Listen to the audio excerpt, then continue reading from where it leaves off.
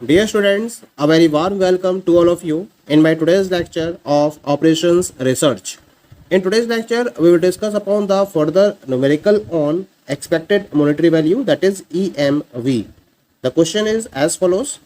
A physician purchases a particular vaccine on Monday each week.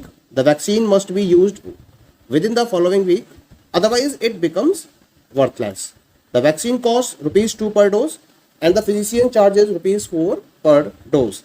In the past 50 weeks, the physician has administered the vaccine in the following quantities. Doses पर week आपको दे रखी है 20, 25, 40, 60 और number of weeks दे रखे हैं आपको 5, 15, 25 और 5. Determine how many doses the physician should buy every week. तो ये प्रॉब्लम आपको दे रखी है. इस प्रॉब्लम में आपको बताना है कि जो फिजिशियन है उसको कितनी डोजेस पर वीक के अकॉर्डिंग परचेज करनी चाहिए जिससे कि वो अपने प्रॉफिट को मैक्सिमाइज कर सके, क्योंकि उसे 2 रुपये की कॉस्ट पड़ रही है वैक्सीन की और 4 रुपये में सेल कर रहा है. ठीक है, और अगर सेल नहीं होती है उसकी तो वो उसकी कॉस्ट में काउंट हो जाएगी. तो यहाँ पहले देख लेते हैं मार्जिनल प्रॉफिट कितना है. तो मार्जिनल प्रॉफिट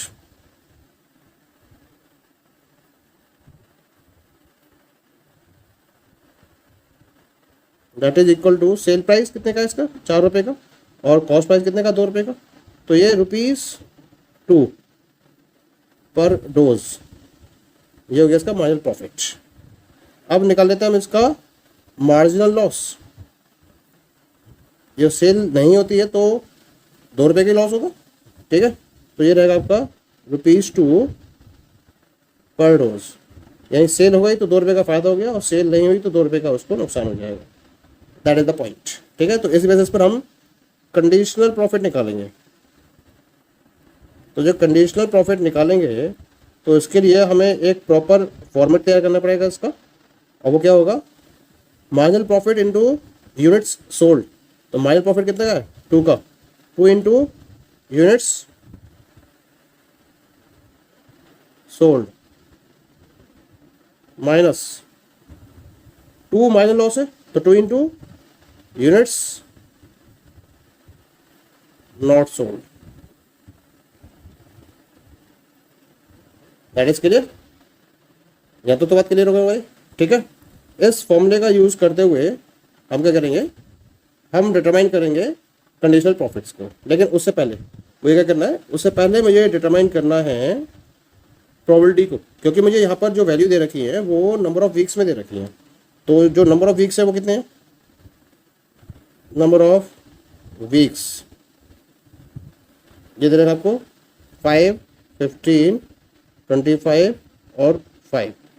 अब मुझे कन्वर्ट करना है इसे प्रोबेबिलिटी में. तो प्रोबेबिलिटी में कन्वर्ट करने से पहले देख लेते हैं टोटल कितना है इसका. 25 और 5 30, 5 35 10 40, 25 और 5 30, 35 और 10 45 और 5 50. तो इसकी प्रोबेबिलिटी आएगी 5/50, 5/50, यानी कि ये आएगा आपके पास 0.1.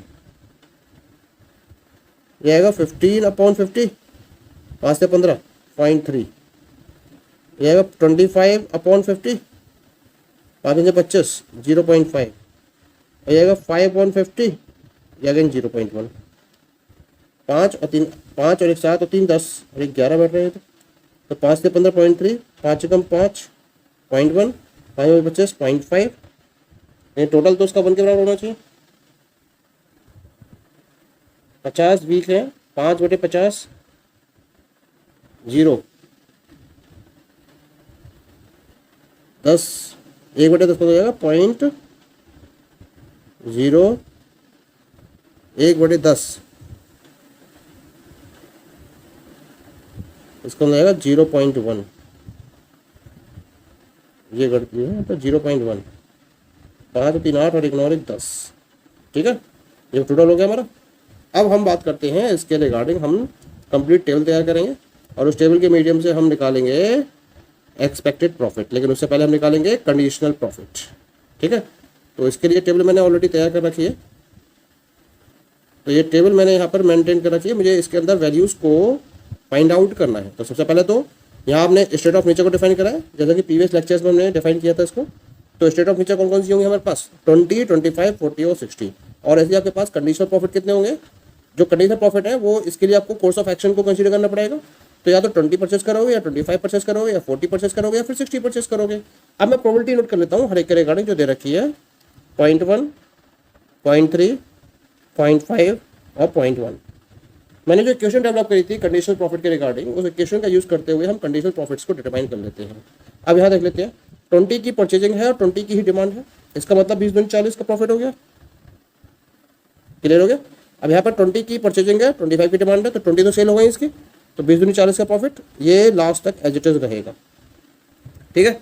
अब 25 की डिमांड है, सॉरी 25 की परचेजिंग है और 20 की डिमांड है, तो 20 दूनी 40 तो मिल गए इसे, और जो 5 सेल नहीं हुए उस पर 10 रुपये का नुकसान हो गया इसे। तो 20 जो सेल हुए उस पर 40 मिले, और 5 जो सेल नहीं हुए उस पर 10 का नुकसान हो गया, 40 में 10 गए, 30 रुपये इसको मिलेंगे यहाँ पर। अब 25 की डिमांड है और 25 की ही सेल है, तो इसका मतलब 25 दूनी 50 रुपये का इसको नेट प्रॉफिट हो गया यहाँ पर। 25 की डिमांड है, 25 की परचेजिंग है और 40 की डिमांड है, तो प्रॉफिट तो 50 रुपये मेंटेन रहेगा इसका आगे तक। ठीक।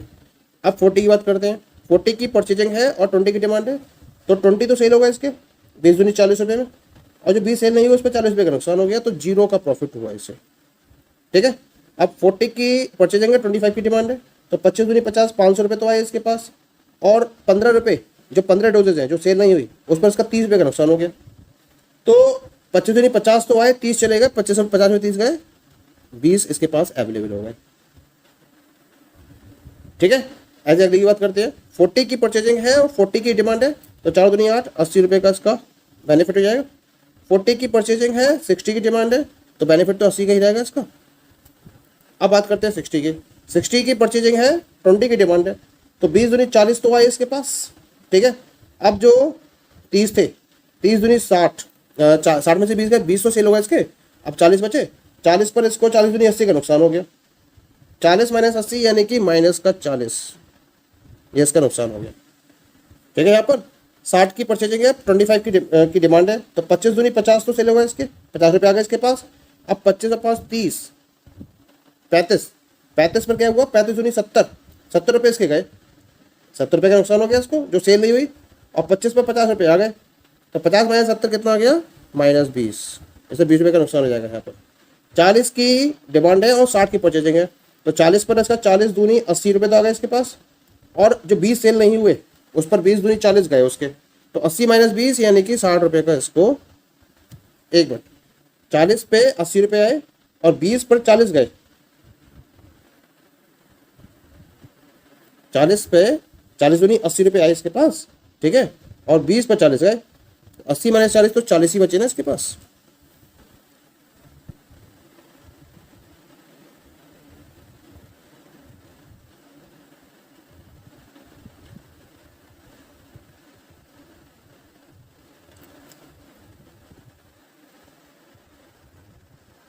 Now come to the next, 60 की परचेजिंग, 60 की ही डिमांड है इसकी, है ना, तो 60 की 60 सेल हो गई, 60 दूनी 120 का फायदा हो गया यहाँ पर इसको। ठीक है। अब निकाल लेते हैं हम एक्सपेक्टेड प्रॉफिट को। तो एक्सपेक्टेड प्रॉफिट के लिए हमें क्या करना पड़ेगा, कंडीशनल जो प्रॉफिट है उनको उनकी कंसेंट प्रोबेबिलिटी से मल्टीप्लाई करना पड़ेगा। तो पहले 20 के रेफरेंस पे बात करते हैं, 40 इंटू 0.1 कितना जाएगा, 4, 40 इंटू 0.3, 4 दिए 12, अजी 40 इंटू 0.5, 4 पंजे 20, 40 into 0.1 that is 4।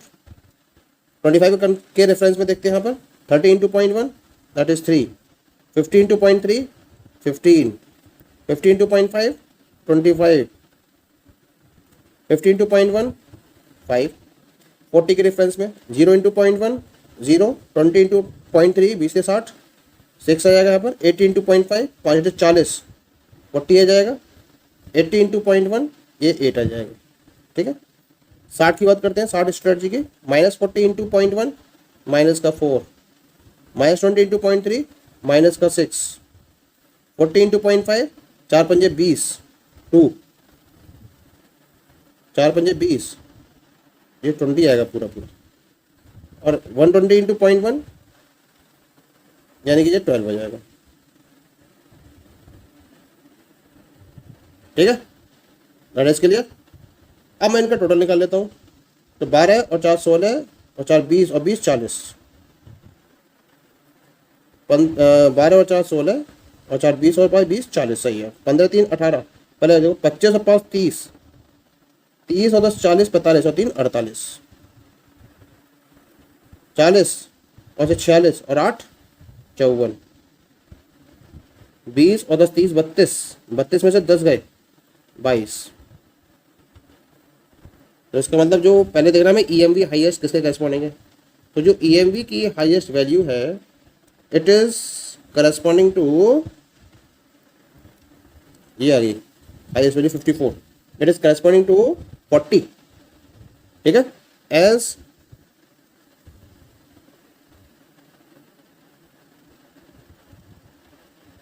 Highest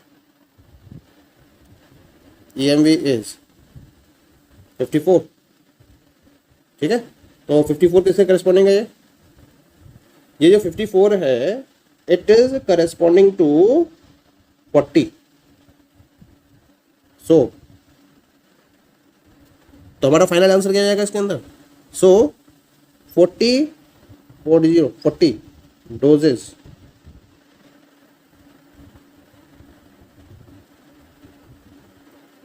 must be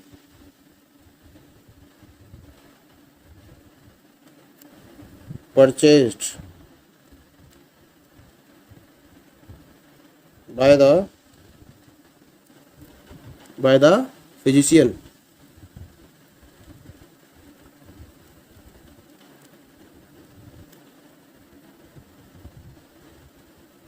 every week।